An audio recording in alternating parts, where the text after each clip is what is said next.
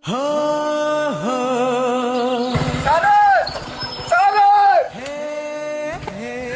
ନମସ୍କାର।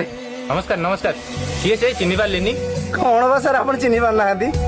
ଏବେ ଏବେ ମୋ ପୁଅକୁ ଆପଣଙ୍କ ପାଖକୁ ଟ୍ୟୁସନ ଛାଡୁଛି। ଦୁର୍ଗା ଦୁର୍ଗା ଦୁର୍ଗା ମୁଁ। ଓହୋ ଦୁର୍ଗା ଦୁର୍ଗାଟା ଭଲ ପିଲାଟା। କଣ କହୁଛନ୍ତି ସାର୍? ହଁ ଅବଭିୟସଲି ଆଗରୁ କଣ ଟିକେ ଭୁଲ ଭାଲ କରୁଥିଲା, ଏବେ କିନ୍ତୁ କ୍ଲାସରେ ଟପ୍ କରୁଛି, ଭଲ ଷ୍ଟୁଡେଣ୍ଟ ଅଛି। କଣ କହୁଛନ୍ତି ସାର୍ ଆପଣ? ଆମରି ଦୁର୍ଗା? ମୋ ମୁଣ୍ଡ ପାଗଳ ହେଇଗଲାଣି। ସତ କୁହନ୍ତି କାଳି ଗାଡିରେ ବସନ୍ତି। ଆମରି ଦୁର୍ଗା ଭଲ ପଡୁଛି। ହଁ ହଁ ଆପଣ ବ୍ୟସ୍ତ ହୁଅନ୍ତୁନି, ସେ ଏଥର +2 ଏକ୍ଜାମରେ 99% ମାର୍କ ରଖିବ। ମୁଁ ଆପଣଙ୍କୁ କଥା ଦଉଛି।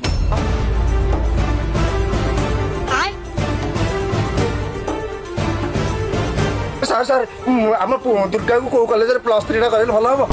ହଁ ହଁ ଆପଣ ବ୍ୟସ୍ତ ହୁଅନ୍ତୁନି, ସେ ଏଥର କଟକ ରେଭେନ୍ସା କଲେଜରେ ପାଠ ପଢିବାଟା ନିଶ୍ଚିତ। ଆପଣଙ୍କୁ ମୁଁ 100% ଗ୍ୟାରେଣ୍ଟି ଦେଇକି କହୁଛି। କଟକ ରେଭେନ୍ସା?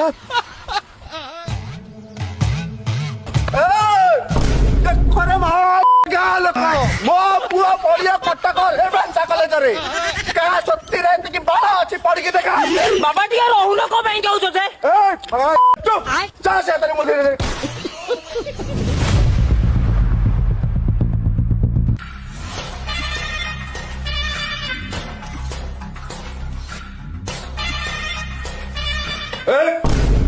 ये ମୋ ପୁଅ ରେଭେନ୍ସାରେ ପଢିବ। ଫର୍ମ ପକା।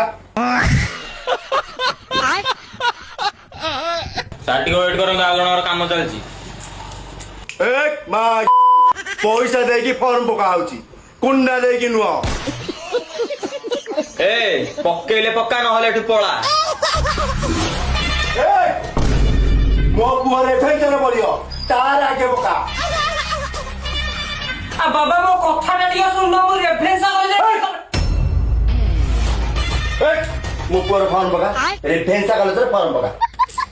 ଆପଣଙ୍କ ପୁଅର ମାର୍କ କେତେ? ମାର୍କ ଜାଣିକି ତୁ କଣ ଦବୁ? ଫର୍ମ ପକା। ମାନେ କେମିତି ମାର୍କ ନ ଜାଣି କେମିତି ପକା? ତତେ ମୁଁ ଯେତିକି କହିଲି ସେତିକି କରେ, ଫର୍ମ ପକା। ଗୋଟେ ଆମ ଦୋକାନ ଗୋଟେ ଆମ ପିଲାଙ୍କ ଉପରେ ହାତ ଉଠେଇ ପୋଲିସ କଣ କରିବି? ଇଞ୍ଜିନ ତାତିକି ଅଛି ଲୋ ବୋଉ। ତୁ ତୁ କଣ ଦୋକାନ ମାଲିକ? ଏଇଟା ତୁ ଫର୍ମ, ତା କଥା ମୁଁ ପଛରେ ବୁଝିବି। କିନ୍ତି ଯେ ମୁଁ ମାର୍କ ନ ଜାଣି କେମିତି ପକେଇ ଫର୍ମ? ବାରମ୍ବାର ସେଇ ଗୋଟେ କୋଶ୍ଚିନ୍ ପଚାରନି? ମାର୍କ ନ ଜାଣିଲେ ମୁଁ କେମିତି ଫର୍ମ ପକେଇବି ଯେ? ସତ ସତ ମାର୍କ ନ ଜାଣିଲେ ଫର୍ମ ପକେଇ ହବନି। ବାସ୍ ଦୁର୍ଗା, ମାର୍କ କେତେ? 122।